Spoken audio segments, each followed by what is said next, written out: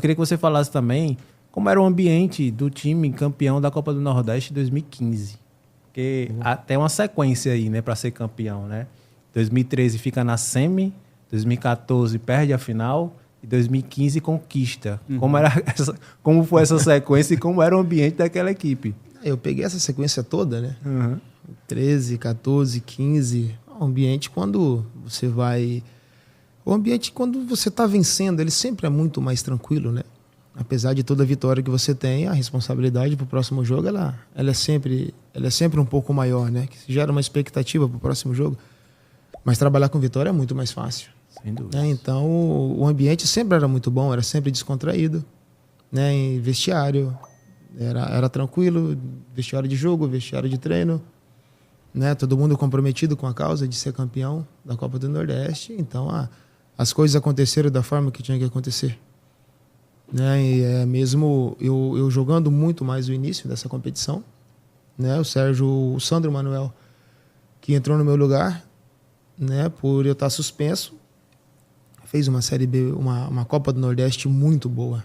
Né? Então não tinha esse tipo de vaidade. Então todo mundo achava que ele tinha que jogar e ele jogou muito bem. Sandro Manuel e William Corrêa no meio ali, né? Isso. Né? E o Ricardinho. Então fez um meio campo bem interessante. Então não tinha essa vaidade. Né? Tanto é que quando nós fomos campeões, eu acredito que eu fiquei mais feliz do que ele, sei lá. Que eu tava comemorando pra caramba. E meu pai, ele percebeu isso.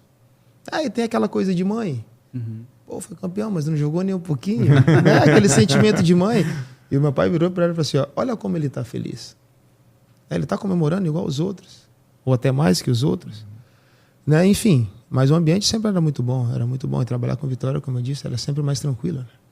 O técnico do Nordeste era Silas? Silas. E aí, infelizmente, aquele ano foi doloroso para o torcedor alvinegro.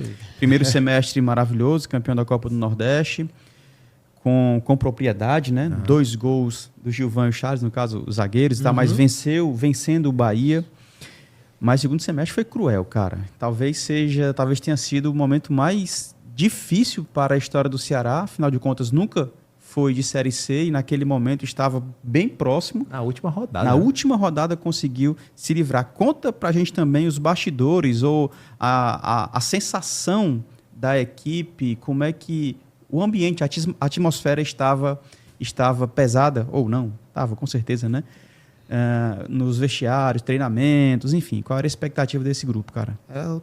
Totalmente contrário do primeiro semestre. Cruel, né, bicho? Como eu disse, trabalhar com vitória é muito mais fácil, né? Então a gente não era falta de trabalho, não era falta de empenho, era que as coisas realmente não estavam caminhando.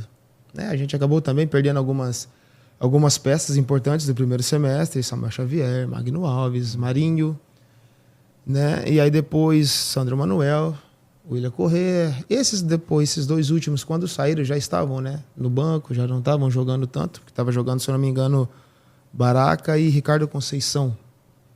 Né? Já estavam jogando os 2. Então William Corrêa e Sandro Manuel já estavam de fora. E aí foi complicado. Foi muito difícil. Né? Então a gente não conseguia encaixar boa sequência de jogos para que a gente pudesse ter uma chance maior de vencer. A gente nem brigava muito para estar vencendo jogos. A gente precisava primeiro recuperar a confiança, ter boas atuações para, sim, começar a pensar nas vitórias, e a gente não conseguia fazer isso. Então a gente oscilava muito de um jogo para o outro, a gente oscilava muito dentro do próprio jogo.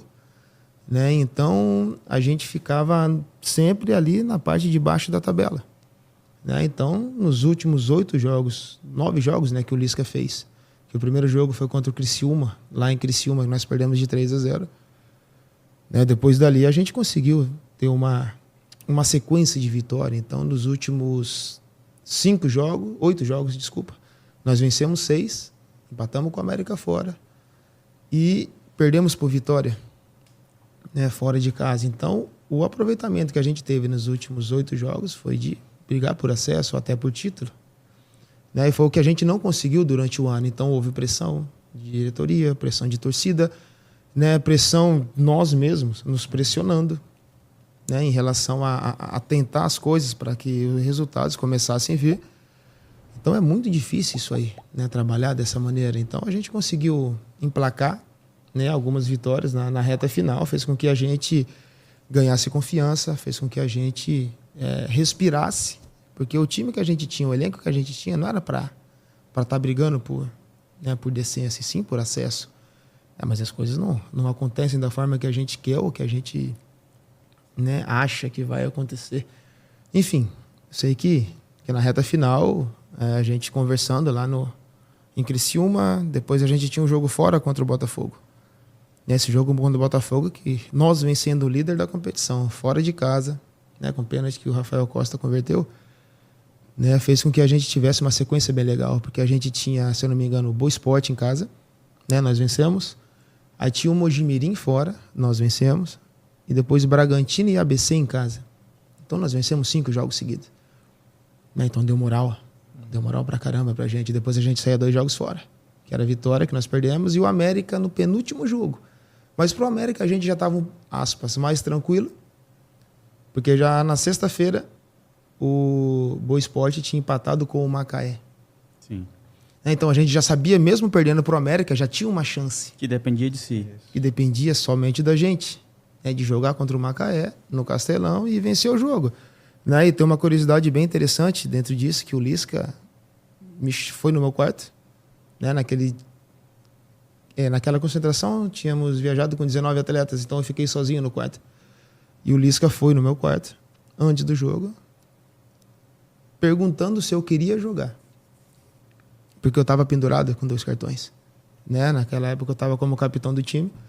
Então o Lisca foi no meu quarto perguntando se eu queria jogar. Eu falei que eu queria jogar, porque eu não sei o amanhã, então eu vivi hoje. Professor, eu quero viver hoje. Durante a semana eu posso machucar e posso não jogar os 2. Eu vou me policiar, eu vou cuidar para que eu não tome o cartão. Você pode ficar tranquilo em relação a isso. Mas se tiver que tomar o cartão para a gente não levar o gol e estiver ganhando o jogo, eu vou tomar. Tanto é que no segundo tempo ele me tirou. Não deixou eu jogar o jogo todo. Mas enfim, foi legal, deu para jogar. Consegui me controlar. E aí o último jogo foi uma tensão muito grande, principalmente no segundo tempo. Nós fizemos 1-0 no primeiro tempo. Então a gente sabia que se não tomasse gol, a gente tinha escapado do descenso. Ia escapar do descenso, melhor dizendo. E que partida do Everson, né? O Everson faz uma defesa... Não, uma não, ele fez várias. Sim, mas ele fez 2, ele fez um chute, isso. Aquele Juninho, que ficou marcado, e uma cabeçada do zagueiro que ele poderia ter dominado e não dominou. Ainda isso. bem. Então o Everson ele foi decisivo. Cara, foi. Demais. Então uma pressão muito grande no segundo semestre. A frieza do Rafael também para bater o pênalti. Sim. Sim. Chamou para si a responsabilidade. E o pior é que a gente teve chance em contra-ataques de matar o jogo, fazer 2, fazer 3-0, e terminar o jogo de forma tranquila. Mas vem aquela máxima, se não for sofrido, não é Ceará. A gente sofreu até o final. Mas parecia um título, amigo. Depois do final do jogo é um título. Um título total. Assim... E até comparando com o ano passado, muitos torcedores estavam comparando, 2015 com 2023. Um primeiro semestre muito bom e um segundo semestre ali muito abaixo, Lógico que no ano passado não brigou para não cair, mas frustrou, os torcedores que esperavam que o Ceará brigasse pelo acesso. Nem entrou no G4 da Série B, exatamente. E aí foi um ano bem parecido e os torcedores... ficaram comparando, Mas 2015 tem aquele drama total, de se escapar na última rodada, meu amigo, é complicado. Olá, memoráveis. Se você é apaixonado por esporte, eu vou deixar uma dica de livro muito especial, tá? O link está logo aqui embaixo na descrição e também no primeiro comentário. Fala, maestros! Se você gostou desse corte, então se inscreve no nosso canal, aciona o sininho de notificação e também deixa o seu like para receber todas as informações dos episódios novos que a gente lança aqui no Maestros da Bola.